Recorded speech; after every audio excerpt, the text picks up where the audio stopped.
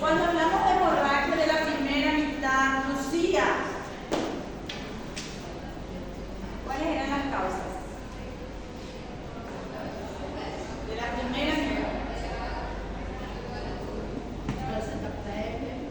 De la primera mitad. Sí, cuando vos tenés una paciente embarazada y sangra antes de las 20 semanas, ¿cuáles eran esas causas? ¿Por qué puede sangrar en obstetricia al inicio del embarazo? ¿Cuáles eran las razones? Aborto, embarazo ectópico o embarazo molar, ¿sí? Cuando el sangrado se presenta después de las 20 semanas, ahí hablamos de placenta previa, desprendimiento de placenta normalmente inserta, rotura uterina, malformaciones como rotura del seno marginal, rotura de masa previa, y vamos a ver. ¿Sí? Cuando nosotros hablamos, entiendan bien, de hemorragias de la segunda mitad del embarazo, dice nuestro libro, el Schwartz,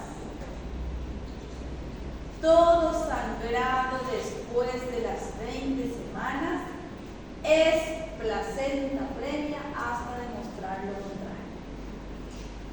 O sea que de todas, en más del 90%, si sangra, seguro que es placenta previa. Si no, ahí podemos ver desprendimiento en segundo lugar y la ruptura uterina en tercer lugar. La placenta previa es un diagnóstico anatómico. Cuando yo estoy hablando de una placenta que no se inserta en el fondo uterino, sino a nivel del segmento, ahí abajo.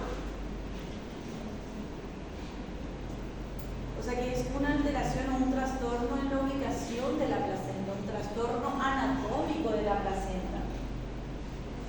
Y tiene una característica clínica fundamental que es la hemorragia.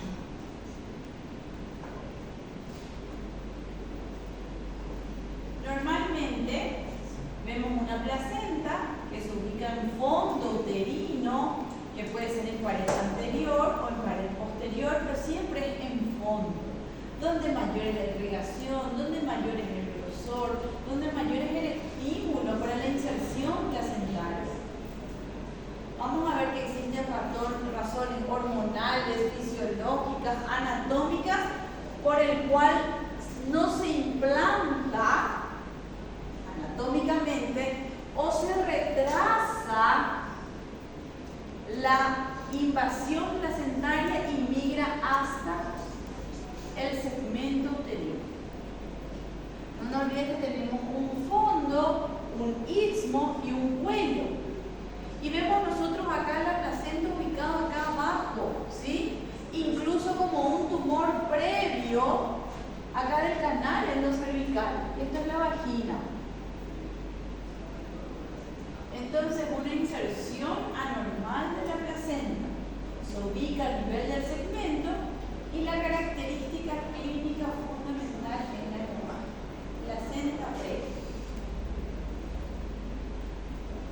Ya habíamos dicho que es la principal causa de sangrado después de las 20 semanas. Podemos verlo en uno de cada 200 a 300 embarazos con una incidencia de 24% a nivel global. Se ubica acá abajo y según el riesgo, según la ubicación, vamos a ver la clínica y el pronóstico del parto. Pero otra vez, la más común es esta.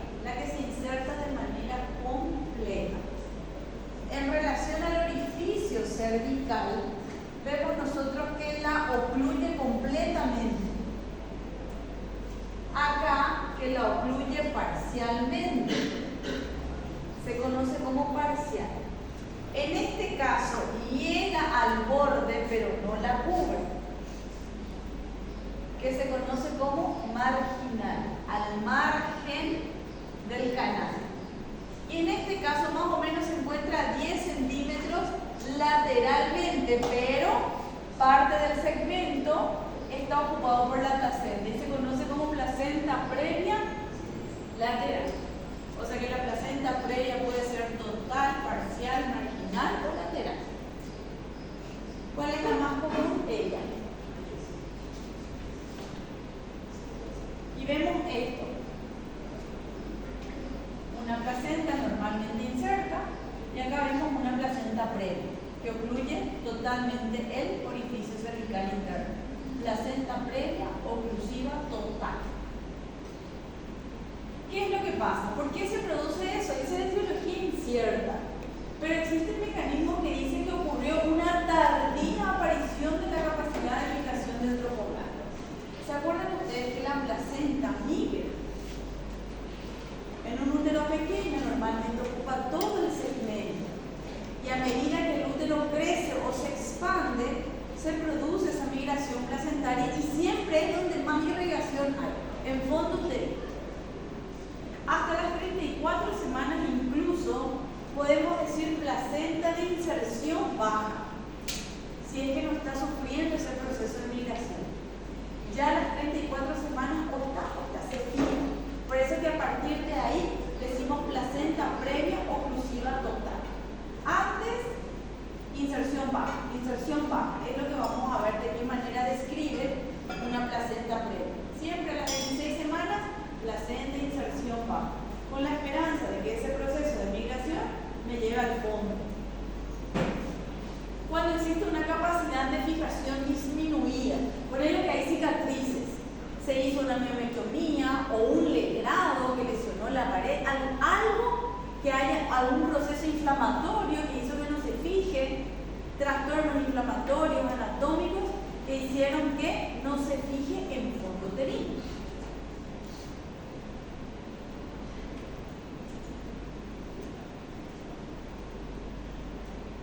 Factores de riesgo. La edad materna, siempre la edad de riesgo, hacen que se produzcan alteraciones hormonales que me va a llevar a una tardía fijación. Y siempre van a ser las edades extremas. Menor a 17 años, mayor a 35 años. Por eso cuando hablamos de patologías que más complican el embarazo, los procesos hemorrágicos ocupan el segundo lugar. ¿Y en quiénes? En esas pacientes de edades de riesgo por esa situación. ¿Por qué una multipara? Por la distensión del tejido. Decíamos que en fondo era más grueso, ¿verdad? Los varios embarazos, varios partos, hicieron que se pierda ese grosor y el estímulo sea como si un todo. Entonces da lo mismo buscar arriba que buscar abajo, como un desgaste de la pared en el fondo uterino. Las cesáreas previas, ¿por qué? Porque producen cicatrices y ella podría hacer una alteración anatómica por la cual se inserte de manera normal. Y el hábito tabáquico, ya sabemos que va directamente por la situación hormonal. Ahora, ¿por qué sangra esta paciente? ¿Dónde está ubicado la placenta? A ver, voy a ir a uno de los. ¿Por qué sangra? ¿Qué es lo que más se modifica? ¿Se acuerdan ustedes?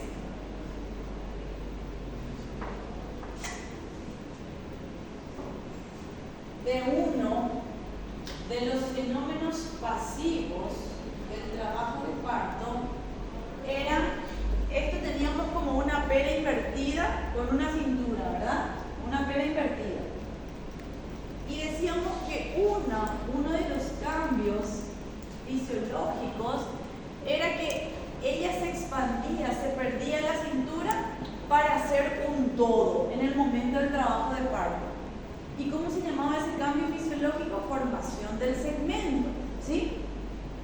O sea que la base donde está inserta la placenta se modifica desde el vamos. Yo tengo la placenta en un terreno, sobre un terreno inestable. Cada el útero, se rompe la conexión de los vasos, mamá sangra. Y enseguida, neovascularización, cicatriza y vuelve otra vez la placenta a reconectarse. Crece de vuelta, se rompe el vaso, sangra, otro. Entonces yo ya entiendo cuál sería la clínica de pacientes con placenta previa. Si yo les digo que este proceso duele, ¿qué me van a contestar ustedes?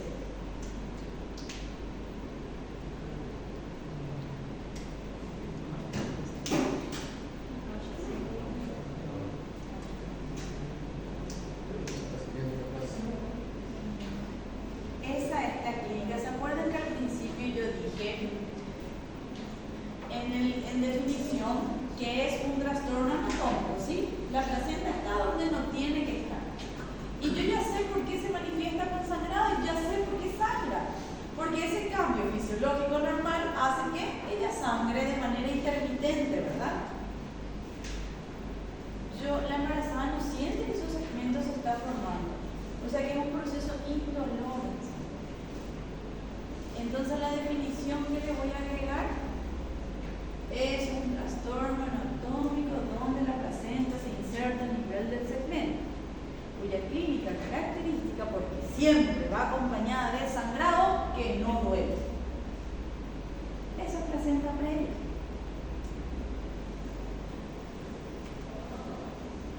Dice, hemorragia. ¿Por qué sangra cada vez que se distiende el segmento, la pared uterina? Se rompen los vasos, luego se reconectan. Entonces hay una hemorragia por la rotura de esos vasos y la placenta es prendida en ese lugar donde se está estirando. Entonces se convierte en el síntoma principal de esta entidad. El sangrado de manera espontánea que no duele. No es que el útero se contrae, no es esa contracción del trabajo de parto. No, es ese útero que está cambiando, distendiéndose de manera fisiológica y en ese terreno de cambios está inserta la placenta. Esa es la característica que le reconoce al sangrado después de las 20 semanas. De manera espontánea, ella está durmiendo y obviamente se distendió la pared y se despertó con sangrando. Ocurre de manera espontánea. Hemorragia que ocurre de manera espontánea, sin dolor. El sangrado es obviamente rojo rutilante. ¿Por qué? Porque está ahí, en el canal. O sea que sangra y se exterioriza. Por eso lo vemos como un sangrado rojo rutilante, claro que es escaso. Y así como empezó, termina. Estas pacientes son policonsultantes. Y si yo constato el sangrado activo, normalmente le interno. Reposo, hidratación, control estricto, porque si no puede evolucionar. Y la hemorragia ser mayor, descompensar y la placenta terminar de desprenderse. Entonces probablemente tengan historias de internaciones. Pero esa es la historia característica de una placenta previa. Entonces, ¿qué yo es lo primero que tengo que hacer? Otra vez. No todo sangrado que sale por la vagina, ya había dicho, puede ser de causa obstétrica. Siempre tengo que corroborar que sea de causa uterina. Puede tener placenta previa, tener relaciones. Ya les conté la historia del desgarro vaginal, ¿verdad? ¿Ya les conté esa historia o no? Era una paciente que vino, obviamente gestante, de 34 semanas con un sangrado abundante por vagina, que placenta previa, desprendimiento directo al quirófano. Le tocamos latido bien, tono uterino normal. Ecografía hablaba de una placenta de inserción normal. Le realizamos un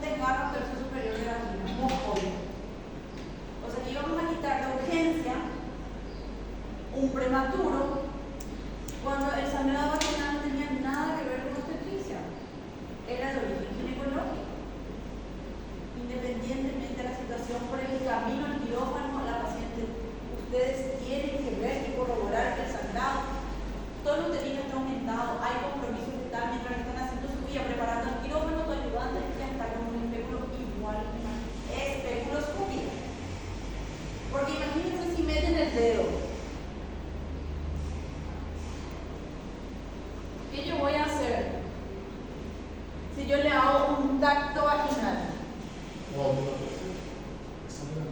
voy a empeorar incluso el desprendimiento. Por eso está contraindicado en un sangrado meter la mano. Hay que colocar espéculo. Entonces, ver que no sean lesiones de otro origen, siempre. Ahora, si viene del útero, no realizar tactos vaginales, podríamos empeorar incluso el sangrado. Y obviamente, ¿cómo yo voy a hacer el diagnóstico definitivo de una placenta previa? Al examen físico, ¿cómo yo sé dónde está la placenta?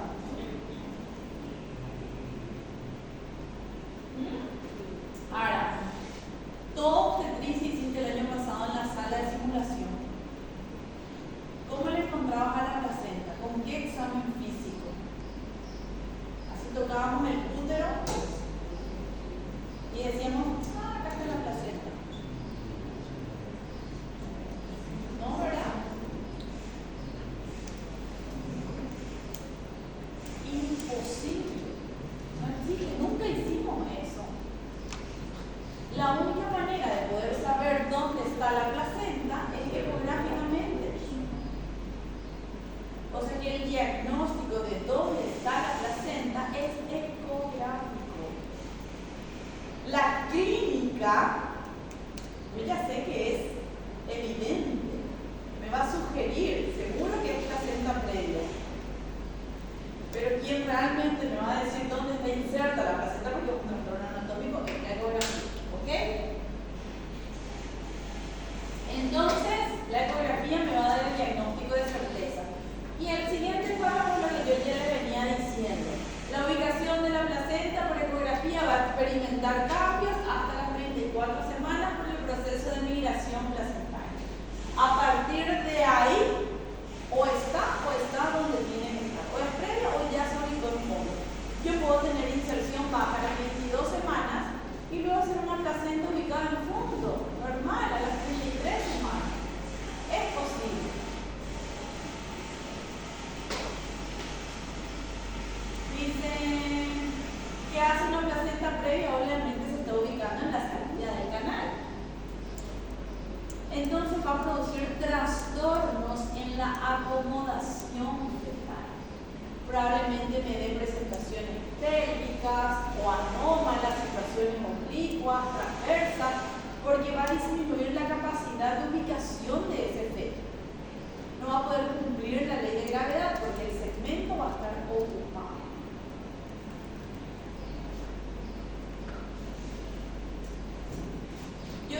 Una vez que yo tengo sangrado, yo tengo que hacer el diagnóstico diferencial con las otras patologías que también sangran el embarazo. Y ahí le voy a conocer a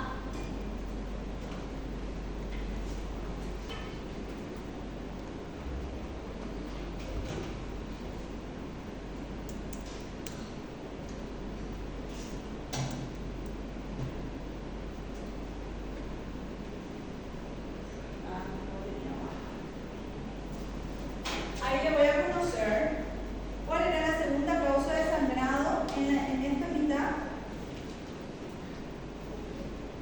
El desprendimiento de placenta normalmente inserta. Vamos a ver esto ahora. Pero el desprendimiento, sí, el desprendimiento sangra después de las 20 semanas. Pero ahí hay una fisiología fundamental que es la hipertonía. Razón externo que hizo que ese músculo se contraiga, aumente el tono muscular y esto duele. O sea que toda hemorragia de la segunda mitad que sí duele, probablemente sea desprendimiento.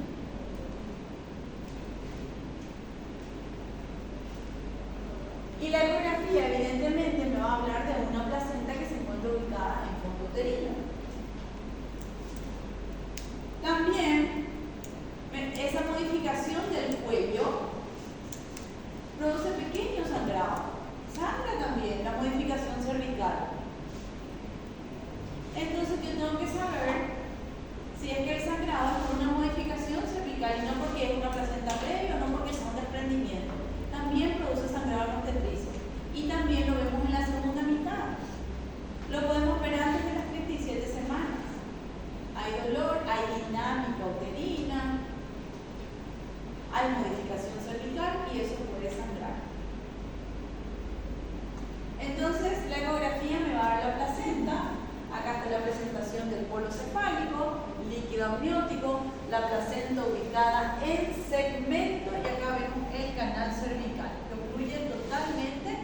mecánica. El diagnóstico diferencial me va a hacer, aparte de la clínica que me va a sugerir, siempre la ecografía.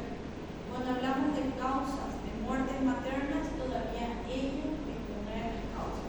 Si no se controla la hemorragia, tenemos una mortalidad materna del 1.5% y perinatal del 25 al 40%. ¿Qué tratamiento yo le voy a ofrecer a una placenta previa que sangra? Depende muchísimo de la edad gestacional.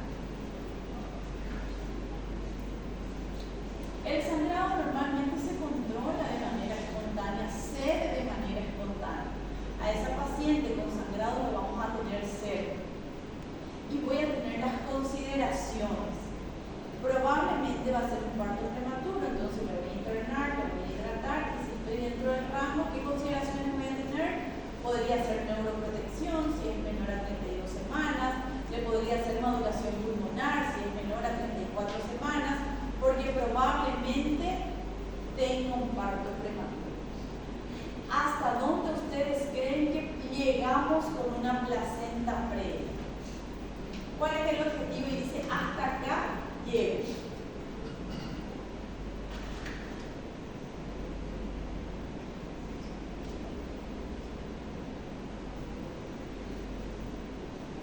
Si no controla el sangrado, si el sangrado es abundante o si hay compromiso fetal, no va a importar la edad gestacional y voy a interrumpir, ¿correcto? ¿Y qué dice acá el tomo? Aquí delante, aquí dice, se procederá a la finalización de la gestación en presencia de cualquier nuevo episodio sangrado. ¿Por qué? 36 semanas es todavía prematuro, ¿verdad? ¿Sí? ¿No se acuerda? César, a partir de las 37 semanas hablamos de una gestación de término. Y dice con placenta previa, yo te garantizo que se puede controlar hasta las 36 semanas. Te garantizo. Después es riesgosa. ¿Por qué? Agosto 2025. ¿Qué decía Tamírez la teoría de Ferguson? Mariana, Pati, Mariana 2, ¿verdad? ¿No era Mariana? ¿Sí, verdad? ¿Qué decía Ferguson? Michelle, Ara, Ana,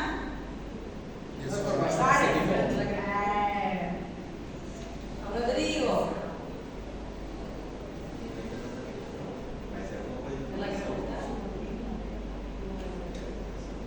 No era esa es la ley de acomodación. ¿Ustedes se acuerdan? Nosotros teníamos un útero, ¿verdad? Un músculo liso que se estira, ¿verdad? Así era de grueso, ¿verdad? Se va estirando. Receptores de actina y miosina, obviamente tienen puentes de anclaje. Tenemos nosotros alguien que siempre está controlando esos músculos, ¿verdad? ¿Cierto? Se estira, se estira, se estira, se estira. Y se cansaron los anclajes. Después, los receptores de oxitocina, y ahí esta es la teoría mecánica, ¿verdad? Que se estiraban las paredes para tratar de acomodar el contenido, ¿verdad? Y después ya se para. Actina y miosina ya, hasta acá aguanto. ¿De acuerdo? Entonces, como actina y miosina ya no están, los receptores de oxitocina empezaban a sensibilizarse. Y entonces, de la teoría mecánica, despertaba la endocrina.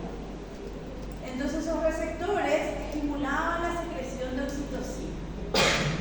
Para que este músculo fino que ya no tengo quien me regule, se empieza a contraer para producir el trabajo de parto.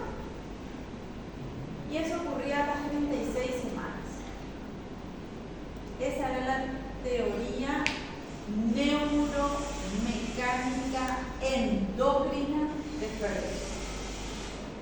Por eso es que a las 36 semanas nosotros ya sabemos que el parto ya podría ocurrir, porque ya perdimos mi estabilizador de membrana. Ahora, ¿cuándo vamos a tener la oxitocina suficiente y cuándo va a empezar ese trabajo de parto? Nunca vamos a saber, ¿cierto?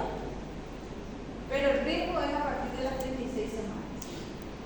Por eso es que dice, quítale nomás. Porque si empieza el trabajo de parto, imagínense esa contracción sostenida, desprendida la placenta abundante, sangrado, hemorragia, descompensación materno, fetal. Esa es la razón por la cual Elton te recomienda a ella. Antes de las 36 semanas, dice, intenta conservar, va a parar, regular, compensar, el bebé está bien, mamá está bien, continuamos. Ese es el primer. No hay descompensación porque el sangrado es escaso, pero es intermitente, pero puede continuar. O sea que me da la impresión de que mamá y bebé no se van a descompensar en una placenta previa. Ah, empeoró, sí, voy a interrumpir. Pero así como estoy a las 36 semanas, dice, quitar. Ahora, ¿cómo le vas a quitar el tono? Si se trata de una placenta previa. Azul largo, sí me enojo. ¿Cómo le vas a quitar a este bebé? Y si es una previa lateral, si es una previa marginal,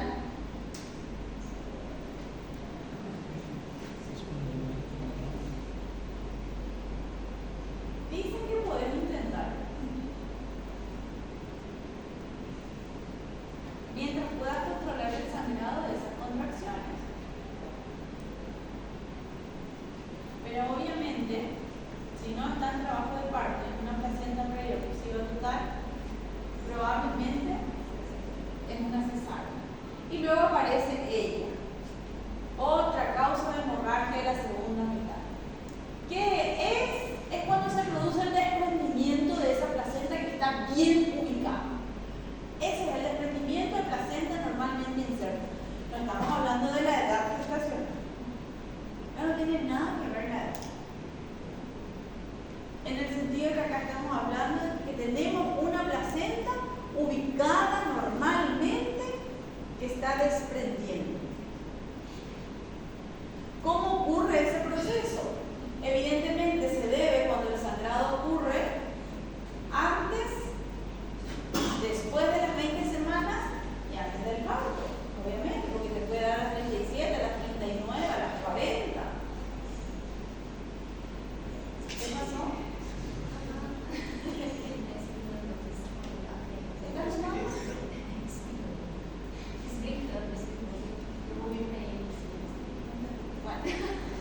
Entonces,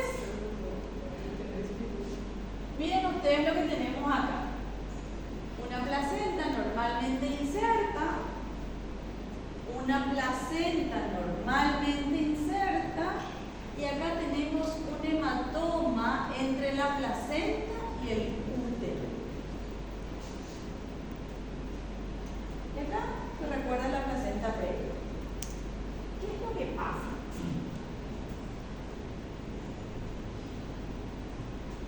¿Por qué razón o motivo ese músculo uterino que le tenía la placenta aumenta su tono? ¿Por qué aumenta su fuerza de contracción? Al punto máximo de que esta presión que ejerce sobre la placenta es suficiente para que ella se desprenda. Porque yo tengo aumento del tono en un trabajo de parto.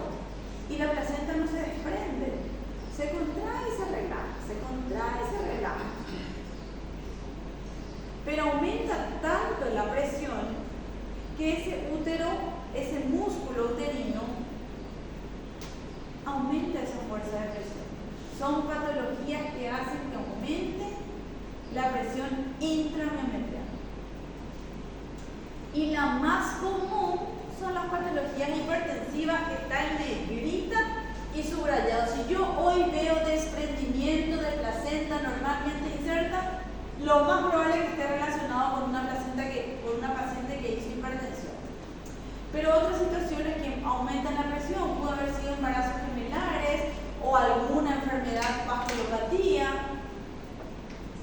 Situaciones que hacen que aparezca aumento de la fuerza muscular. Ahora, esas son las posibles causas. Ahora, ¿cómo empieza todo?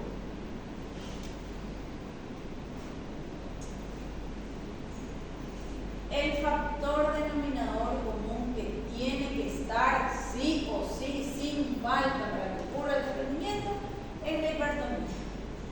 Cualquiera de las razones que hablamos que hicieron que el tono o la fuerza muscular aumente. Para que haya desprendimiento, algo tuvo que haber hecho que ese útero se contraiga de manera sostenida. Ahora, ¿qué hace esta hipertonía? Me quiero ir a un dibujito, a este dibujito. ¿Qué yo tengo acá? Acá le tengo a todo lo que es miometrio, endometrio, y acá le tengo la placenta, ¿sí? Y acá tengo la comunicación venosa y la comunicación arterial. Vasos espiralados, vasos placentarios. Normalmente, a nivel arterial, yo tengo una presión promedio de 100 milímetros de mercurio. Y en la vena, de 8 milímetros de mercurio. Cuando hay aumento, se cree que en trabajo de parto hay un aumento del tono, dice entre 4 a 8. Nunca supera estas presiones. Pero cuando se produce alguna alteración, la presión máxima que adquiere este músculo es de 80 milímetros de mercurio. O sea que es patológico. Entonces, con una presión de 80, colapsan este territorio venoso, ¿verdad? Alguien de 100 le aplasta a alguien de 8, ¿verdad? Perdón, alguien de 80 le aplasta a alguien de 8. Y le aplasta al de 100. O sea que acá hay mayor presión que la que está ejerciendo este músculo, ¿sí? Estamos hablando útero, placenta, no placenta bebé. Entonces, entra sangre arterial, sangre limpia, llega a la placenta, ocurre el intercambio gaseoso y la sangre sucia sale por la vena, ¿sí? Acá estamos hablando útero, placenta. Pero este camino, ¿qué pasó? Colapsó, ¿verdad? Entonces, viene la sangre, ¿qué pasa? No, se acumula. Se acumula, ¿verdad? Se rompen esos vasos. ¿Por qué? Porque esto está cerrado y esto está abierto. Y entonces empieza a acumular sangre. Y se forma un hematoma retroplacentario. ¿Y ese hematoma qué está haciendo? Disecando, desprendiendo la placenta. ¿Entienden el mecanismo por el cual la hipertonía produce el sangrado? Y entonces, ¿qué características ustedes creen que va a ser el sangrado de la placenta previa? ¿Cómo va a ser? El de la placenta previa dijimos que se desprende y está luego ahí, se exterioriza y es rojo rutilante, ¿verdad? ¿Y cómo creen que va a ser el sangrado del desprendimiento? Va a haber hipertonía, va a haber dolor, ¿verdad? Duele esa contracción sostenida de ese músculo. se va a juntar sangre y de repente va a desprender, disecar, y vamos a ver abundante sangrado con coágulos, ¿verdad? O sea que la característica del sangrado también es distinto en el desprendimiento. Acá veo que el tono está alterado al examen físico. La paciente dice: me duele en ese lugar donde se está desprendiendo. Y el sangrado es abundante con coágulos. ¿Y creen ustedes que va a haber repercusión materno o fetal? ¿Va a haber repercusión? ¿El bebé va a sufrir ahí o no? ¿Por qué?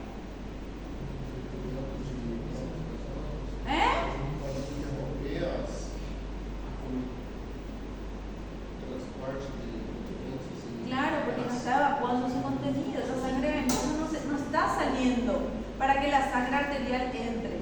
Claro, lo primero, una hipertonía, minutos mientras se está produciendo el desprendimiento, esa hipertonía ya le va a dar hipoxia. Claro que hay compromiso fetal.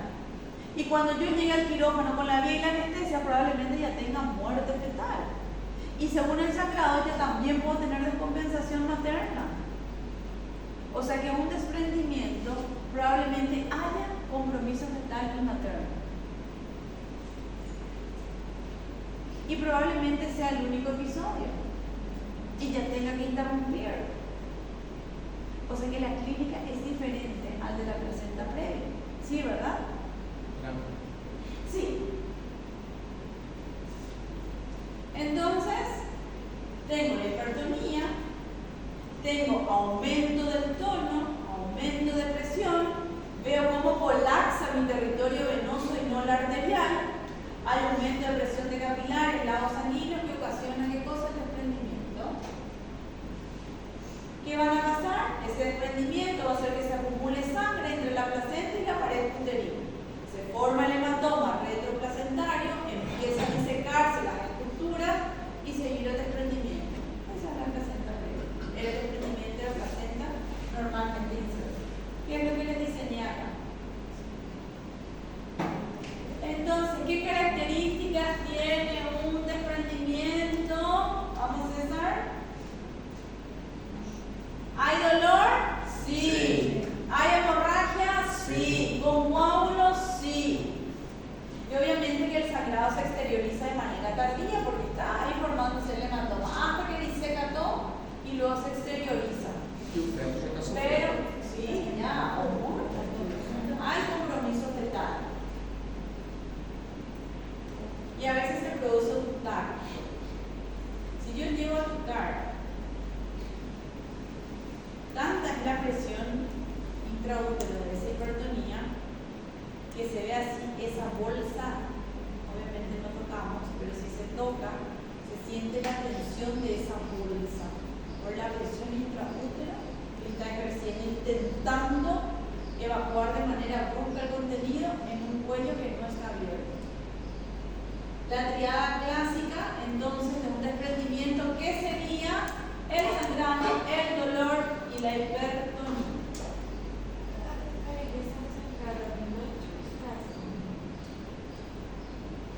Es intermitente, a medida que el coágulo se desprende, es un hematoma grande. Si vos agarrás lo que se exterioriza, van a ser de manera coágulos, van a ir cayendo coágulos por pedazos, ¿sí? Esa es la manifestación clínica. Si vos entras y operás, vas a ver que se produce un sangrado, vas a quitar así los coágulos de la cavidad con la mano, ¿sí?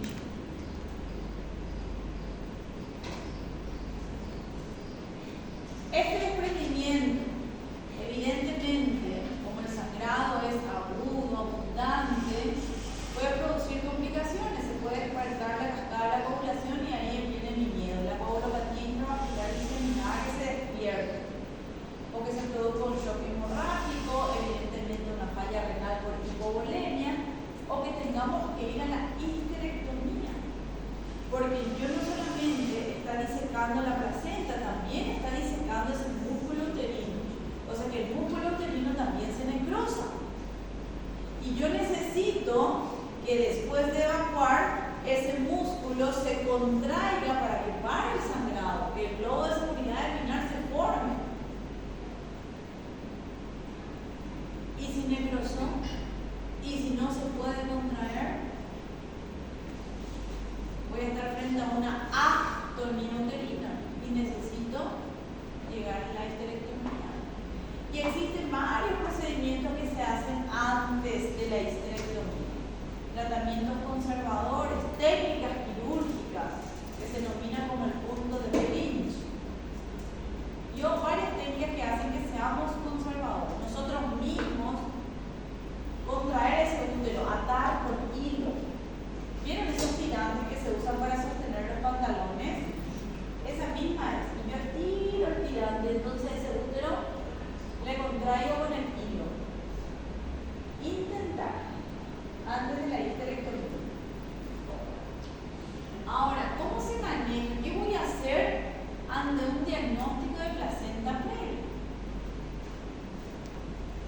Hay veces que este músculo puede estar irritado por la liberación de prostaglandina por un proceso infeccioso. También puede pasar. Tengo un pequeño desprendimiento, un pequeño sangrado, hay un tono que estoy tratando de regular, analgésicos, hidratación. Y puede ceder. Pero las que más vemos siempre son cataclísmicas. No importa la edad gestacional, hay compromiso materno, hay compromiso fetal, se interrumpe. Mientras no, las características del sangrado, bienestar materno y bienestar fetal, te puede ayudar a que puedas sostener. Si avanza, se interrumpe. Se va a depender las características del sangrado, el compromiso materno, el compromiso fetal, para sostener o interrumpir. Dice compensar el estado hemodinámico de la madre, controlar la coagulación, el tono uterino, porque dijimos nosotros que podría provocar, es lo que se llama el útero encurvamiento. Lo que vemos negro acá, probablemente acá estaba inserta la placenta, hizo el hematoma, diseca, ven todo negro esta parte, ¿sí? Entonces, ¿qué hicimos? Colocamos el tirante. Se coloca acá, se pasa atrás el hilo, útero sacro, viene acá, traspaso el segmento y voy estirando este hilo para intentar de manera mecánica comprimir ese útero. Que el hilo me haga esto, me achicharre el útero. Es conservador y espero ahí y controlo el sangrado. Si con el hilo puedo controlar el sangrado y este músculo recuperarse, buena evolución. Pueden necrosar, infectarse y este método no sea suficiente para controlar la hemorragia, entonces histerectomía. Como dice acá.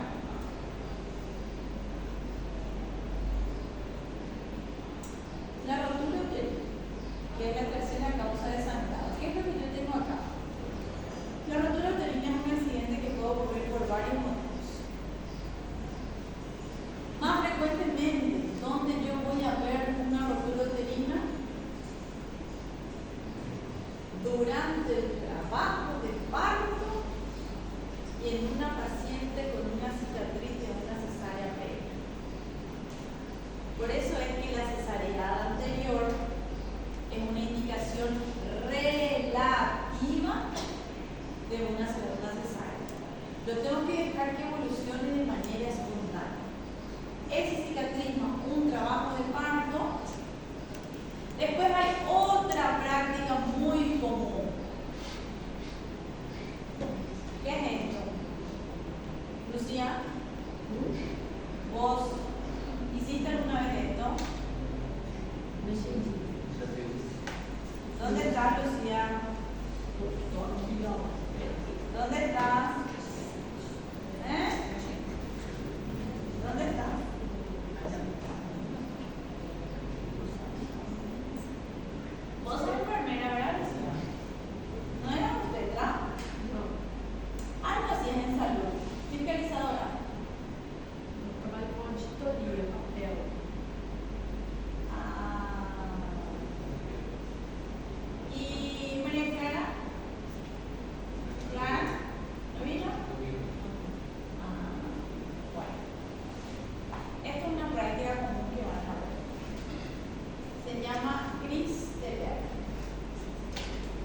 operador, fondo de la maniobra de Christeler.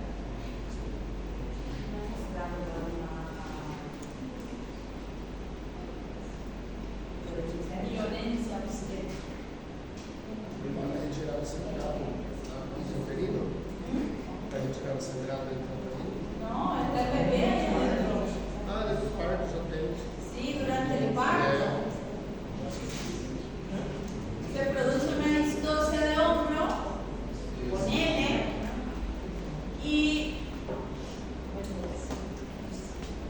se olvidaron de la presión suprapúbica, de la maniobra de los rovers y le aplican un cristelerazo, una presión fuerte en el fondo uterino para que se produzca la evacuación. Es una maniobra, por eso se dice ruptura uterina iatrogénica. Aumenta tanto la presión con esta fuerza que se puede producir una ruptura uterina. Maniobra de Christeler se llama. Después, cuando vimos nosotros presentación pelviana, ¿se acuerdan ustedes que era evitar por medio de la versión externa? Bueno, ella también podría producir ruptura uterina, por eso que no hay que intentarlo más de 2 veces. En los partos institucionales, la rotura espontánea es rara. 1 de cada 20.000 embarazos, pero su frecuencia se eleva hasta 1 de cada 1.300 embarazos cuando hay una prueba de parto después de una cesárea. Dice, ¿qué es lo que pasa? Durante el parto se desgarra el segmento inferior, que es el lugar más fino. ¿Se acuerdan ustedes que nosotros teníamos una transición epitelial? El grosor en fondo uterino y luego va adelgazándose y a nivel del segmento lo veíamos mucho más fino, perdía casi el 70% del músculo, que era la parte más fina, donde nosotros incidíamos en una cesárea, porque había menos músculo. Y ya en el cervix nada más que hay 5% de músculo, estamos hablando del útero, ¿sí? Bueno, normalmente ese es el lugar donde ocurre la rotura uterina, a nivel del segmento. ¿Y por qué otra vez es grave y es cataclísmico? ¿Qué tenemos ahí? Anatómicamente, histológicamente tenemos una fina capa de músculo, ¿sí? Y anatómicamente, ¿quién la penetra? ¿Se acuerdan? Venían los vasos pélvicos, la disposición vascular del útero era lateral, ¿se acuerdan? ¿Y dónde ingresaba el paquete vascular? A nivel del segmento. Yo en una histerectomía, si le quiero buscar a la arteria uterina, busco la parte más adelgazada, que se ve y se nota, ¿verdad, César? Hoy entraste en muchas cesáreas. Entonces ahí yo le busco al paquete vascular.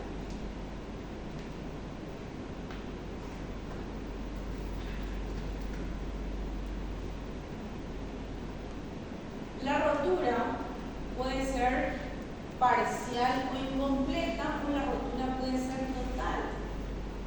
Nosotros podemos tener una dehiscencia. ¿Cuándo suele ocurrir? Cuando se rompe el músculo, pero solamente la serosa la sostiene. Entonces decimos una dehiscencia total a nivel del segmento. Ya no tengo músculo, pero tengo, ¿dónde vemos muchísimo? En aquellas que han tenido 3, 4 cesáreas. Siempre hay una, solamente yo le tengo la serosa, ya perdí músculo. O sea que por eso es que una cicatriz de una cesárea previa es suficiente para que se produzca la debilidad de esa pared. Después, cuando ya se produce la rotura total de las capas, se rompe ese útero, incluso el feto pasa a la cavidad abdominal, muerto, obviamente. Entonces ahí tenemos una rotura total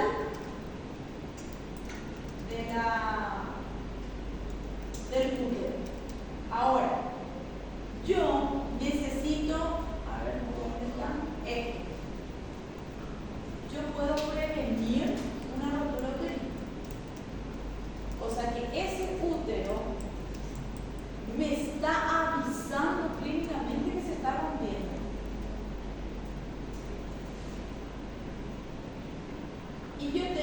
el signo de Ball, Frommer y Pinard, que me diagnostica una inminencia de rotura uterina. ¿Y cuáles son esos signos? Primeramente, ¿cómo yo voy a encontrar? Normalmente, ¿cómo tenemos una paciente en trabajo de parto? Se contrae, duele y está ahí hiperventilando. Pasan las contracciones y el dolor cede. Entonces se tranquiliza un rato la madre hasta que vuelven otra vez las contracciones y vuelve el dolor. O sea que estoy escribiendo algo rítmico, ¿sí? Cuando esa contracción se hace sostenida, el dolor es sostenido, duele de manera continua. Y como la causa más común es la cicatriz de una cesárea previa, el dolor es como de una rotura, es quemante, es continuo y duele a nivel. La paciente te dice, doctora, siento, y a ella, siento que me quema, te dice la paciente, a nivel de la cicatriz. Y clínicamente hay una distensión brusca de ese útero. Y el segmento, yo voy a encontrar, hay una imagen acá. Esta es la típica. El segmento está acá, normalmente. Yo le veo una panza regular y este segmento está acá. Cuando yo veo esta irregularidad, el tono uterino aumentado, y se constata el segmento a nivel del ombligo porque se está distendiendo, porque se va a romper, es el primer signo. Y tanto se estira ese útero, ¿y cuáles son las razones por las cuales se está estirando y favorecida por esa pared débil de la cicatriz anterior? La más común suele ser un parto obstruido.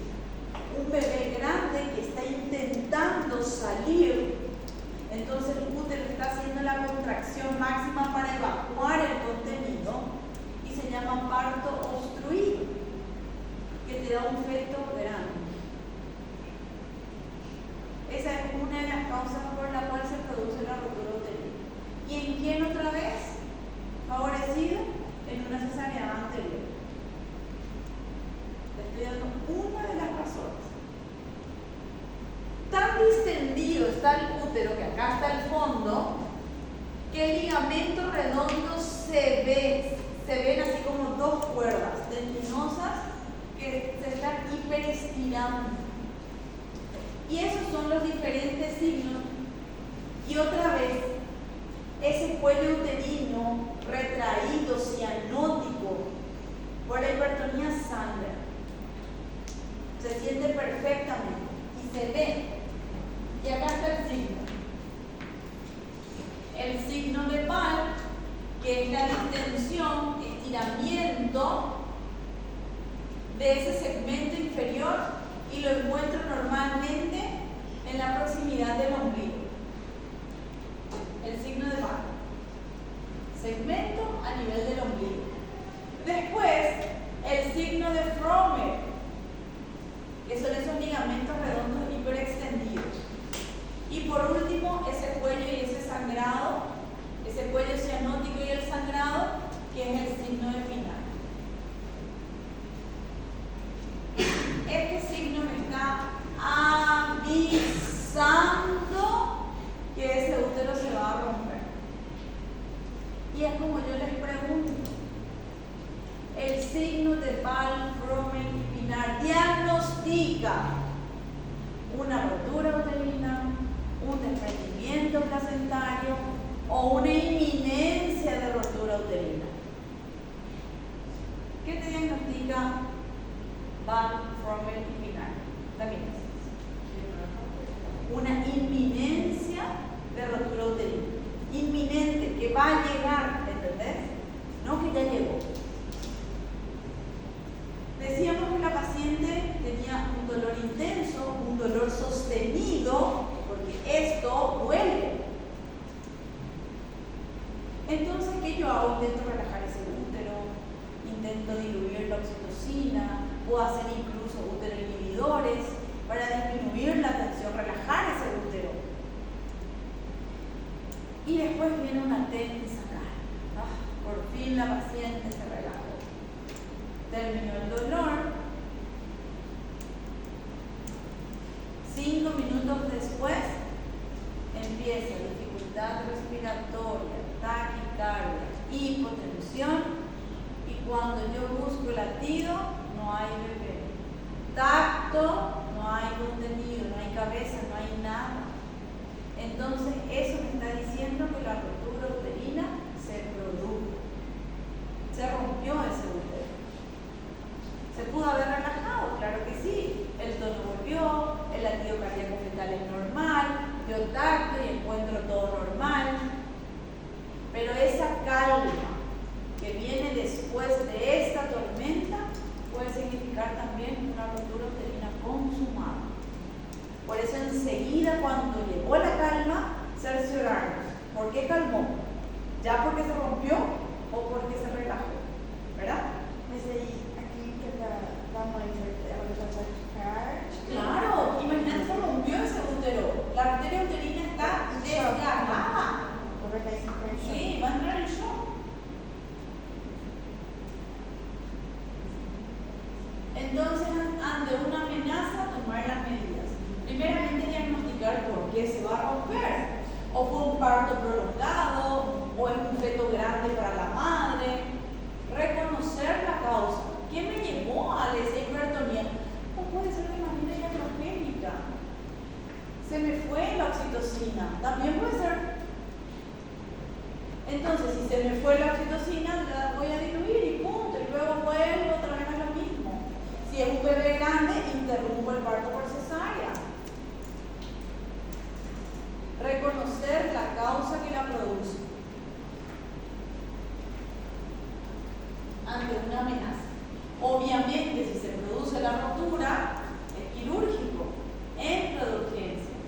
Y si se produce la rotura, probablemente el feto que se fue a cavidad esté muerto para el momento de la apertura. E intento reparar ese útero desgarrado, porque se pierde la anatomía. Yo no voy a tener un corte regular, yo voy a tener un estallido. Entonces se intenta reparar cuando se produce la rotura, y si no puedo reparar, entonces evidentemente se va a la histerectomía. De la rotura inminente, terminar cuanto antes el parto por medio de una operación cesárea, de una rotura consumada, la parotomía y extracción del feto y la placenta, y a continuación se decide entre una histerectomía o una reparación de ese desgarro. Con el feto ya nacido, sutura de la brecha por